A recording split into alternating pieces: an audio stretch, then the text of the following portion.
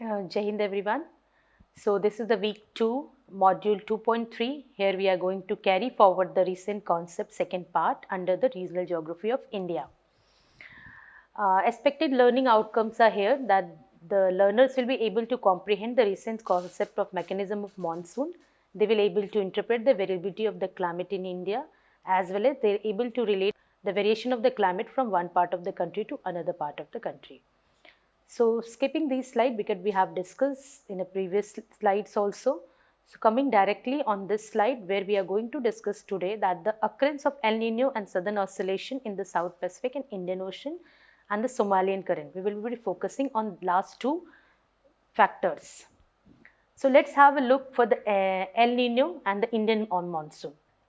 El Nino is one of the naturally occurring phenomena which refers the child Christ is a warm ocean current appearing along the Peru coast generally in the December.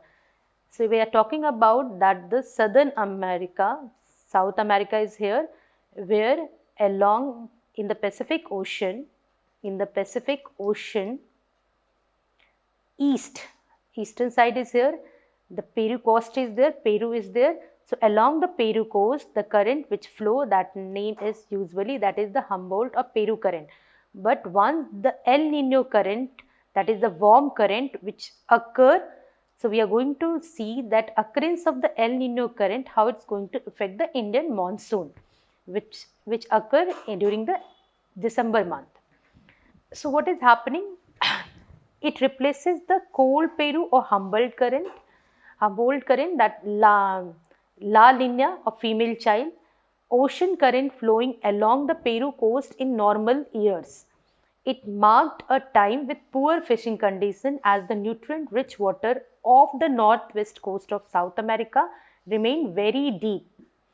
Under the normal condition, what is happening here? The water layer over the eastern Pacific, we are talking about the Pacific eastern side here, that is the Peru and Ecuador area, is cool and shallow, while over the western Pacific, that is Indonesia and Western Australia, it is warmer and deeper. Such conditions are helpful for the strong southwest monsoon. This is a very important what is happening in the normal condition in a regular, because El Nino's occurrence is not a very regular phenomena, it occurs 2 to 7 years gap. So what is happening here? Whereas the appearance of El Nino reverse this condition, what earlier has been mentioned, and develop warm condition over the eastern Pacific, that is the Peru coast. And in compare of this, the cold conditions in the western Pacific is going to occur, that is the East Australia and Indonesia.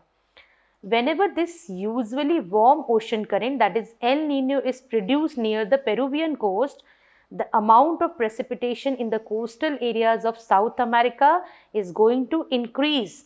We will discuss in the next slide in detailed manner. While the eastern coast of Australia and Indonesia records drought conditions, and the same thing will be happen to the Indian Oceans also.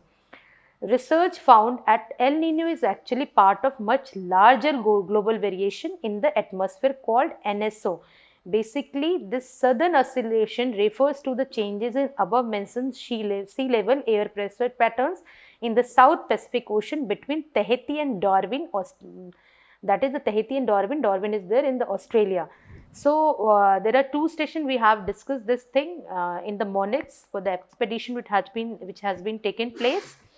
So in the normal condition, what was happening that we have to see firstly, we are knowing this thing that with the help of southeast trade winds, the air moved toward the warmer air moved toward, at the entire area is a warm, condition is warm, the temperature is high and the oceanic water is also warm. So with the help of this trade wind, it moves to west to eastern side, and they are making huge amount of the water is going to be here. So what is happening here? Evaporation is going to take place more as the temperature is high in this area, and after reaching up to one extent, it condenses and creating and having rainfall in this area, and some part of the air move to the, again you see that western part, and after cooling up to certain extent and then comes down descending that cool air nature is distant and moving to the western side again. So what is happening in the normal condition, we have seen this. So while moving this way, the trade wind, along with the trade wind, water is moving this way, and water amount is increasing in the western Pacific. We can see that this is the eastern part of the Pacific, this is the western part of Pacific, and the Darwin, which is situated it here, that West Australia side, and the eastern Pacific, that is the, we are going to in the center part, the Tahiti, where the Pacific Ocean is there. So between these two stations, regular temperature and air pressure has been measured here, and what is happening, the depth is thermocline, the temperature which is going to change in this western part of the Pacific Ocean is reaching up to 400 feet downwards, and from here the water, the cool water is moving to the eastern Pacific, and upwelling is going to take place, and with the help of upwelling, the nutrients which is going to carry it upward direction also. So normally sea surface temperature is about 14 degree Fahrenheit higher in the western Pacific than the water of South America. This is due to the trade winds blowing from east to west along the equator, allowing the upwelling of the cold blowing nutrient rich water from the deeper level of the northwest coast to the South America. Now the situation is changed in El Nino condition. What we have studied, that the warm condition is more the western part of the Pacific. The situation is reverse. The warm condition is now going to take place in the eastern or central part of the Pacific Ocean because of the weaker trade wind. So what is happening here? When the air pressure pattern in the South Pacific reverse direction, the trade wind decreases its strength. Now normal flow of water away from South America decreases now. The ocean water pileups of South America here only, with the deeper thermocline and associated phenomena. Sea surface temperature increases here greater than the normal in the eastern Pacific. So this warm, when the temperature will be increases, pressure here, temperature is going to increase, the low pressure will be developed here, and the surface water will be, counter current will be moved in this direction immediately. This warm phase of NSO is going to create drought area, less rainfall to the western part of the Pacific Ocean. So this is a very wonderful example we can see here, taken in 1997, that the data has taken December 1997. This image shows that change of sea surface temperature from normal. The bright red color, that is talking about the water temperature warmer than the normal in the eastern Pacific, indicate the presence of El Nino. So once the El Nino is occurring, as we have seen, the condition has been reversed. Earlier the temperature was high here and pressure was low in this area, but after the occurrence of the El Nino, the temperature is now high. We can see the red color which is showing up to the extension is, we can see that up to, you can find it out here, 2 to 3 degree temperature is increased equator north as well as the south side. We can see that. So what is happening here? When the temperature is increasing here, low pressure has been generated, the condition is reversed. Now the direction, the way it is moving with the help of trade wind in the western side, it is not happening due to the weaker trade wind developed in this time, during this time. So La Nina is basically the extended form of the normal condition, where it supports the more and more rainfall during that period of time to the western Pacific Ocean.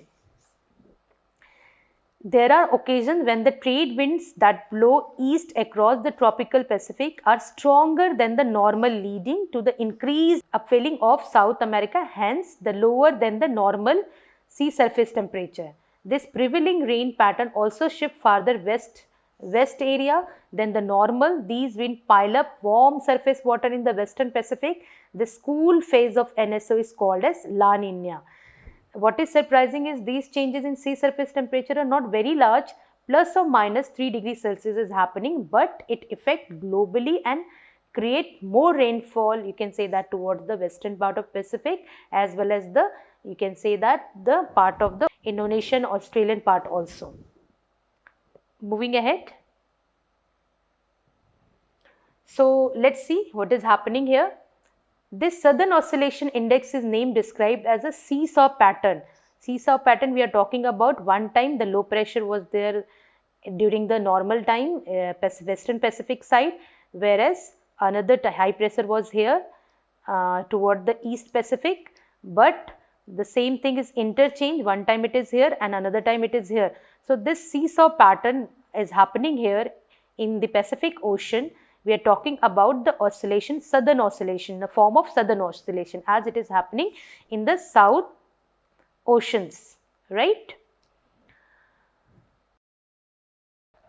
The term Southern Oscillation is discovered basically by Sir Gilbert Walker, the first Director General of the Indian Meteorological Service in 1924. And this oscillation has a period from 2 to 7 years. It used to come. The intensity of Southern Oscillation is measured by the differences of sea level pressure. It is very important that how it is going to measure, that measure by the temperature which is there on the sea level, and the place, one station was the Tahiti, that is 18 degrees south, 149 degree western and center part of the Pacific Ocean, and the another station which is Port Darwin, that is 12 degrees south and 130 degree eastern side. Both are lying in the southern hemisphere, and one is toward the western hemisphere, another one is eastern hemisphere. They both are the representative station in the Indian Ocean as well as the Pacific Ocean, which is known as a Walker cell, which is going to, we will see it in a next slide also in detailed manner. It has been observed that whenever the surface pressure is higher over the Pacific, now we are talking about Indian versus Pacific Ocean. You keep in mind that we are talking about, if we just keep Indian or West Pacific, the similar case will be there. So what is happening? It has been observed that whenever the surface pressure is higher over the Pacific, the pressure over the Indian Ocean tends to low, and this pressure is inversely related to the rainfall. That means it suggests that when low pressure prevail over the Indian Ocean, yani we are talking about the Western Pacific Ocean or Indian Ocean, where the low pressure prevail over the Indian Ocean in the winter month, the chance are the coming monsoon rain will be good. The negative value of the Southern Oscillation Index implies low pressure over the Peru current, higher pressure over the North Indian during the winter season. So we can see that this one is talking about where the dark arrow is showing the colored black color, that is the normal year. And we have seen this thing normally, that Darwin situated here, Australian part, a northern portion, and Tahiti in the Pacific Ocean. So between these two stations, the measurement has been taken place regularly. And what is happening in the normal time, normal year, that in a form we have discussed in the normal condition, that this is the warmer condition in this area. The cold, the wind, subsurface water, that is thermocline, will be moved in this direction, normal one, and the cell will be developed. But this thing will be reversed, that we are knowing very well, and it is shifted to the more and more eastern side. Means just because of the pressure low is shifted to the near the Peru coast, and the temperature is high, and then its movement is taking place. So this is the abnormal year where the El Nino current is occurring. So thus there is a close relationship between the appearance of El Nino and negative SOI. This low or a negative phase of SOI is the combination of El Nino, Southern Oscillation, and El Nino combinedly called as NSO event. That is N for El Nino current and SO for Southern Oscillation, which is movement of the entire, you can say, the pressure. Southern Oscillation and Indian Ocean, let's see in detailed manner. The Southern Oscillation is closely linked with the Walker cell. Meteorological observation indicate that circulation of air over the tropics is dominated by the two gigantic cells. The first cell, known as Hadley cell, we are knowing this, and we have seen earlier also, which is formed the surface trade wind, and upper air anti-trade is oriented in the north-south direction. During the summer monsoon, its ascending limb is over the plateau of Tibet Plateau. This ascending air from Tibet moves southward as tropical easterly jet stream and eventually descend over the Indian Ocean. The second cell, which is the Walker cell, which is oriented in east-west direction. Fine. It is ascending and descending limb are closely linked with the sea surface temperature, which is occurring on the Pacific Ocean. In general, temperature at the surface of the sea are usually cool in the region of descending motion, that is the Peru coast, while they are warm in the zone of ascent, that is the Indo-Australian. The normal condition is there or El Nino condition is there. This lead to the cold Humboldt current and upwelling off of the Peru coast. Strong trade wind will develop, and this strong trade wind will be moved from the Peruvian coast to the western part of the Pacific Ocean, and its accumulation of water in the western Pacific region, which balanced by the equatorial counter current and undercurrent. A rise in the depth of the thermocline.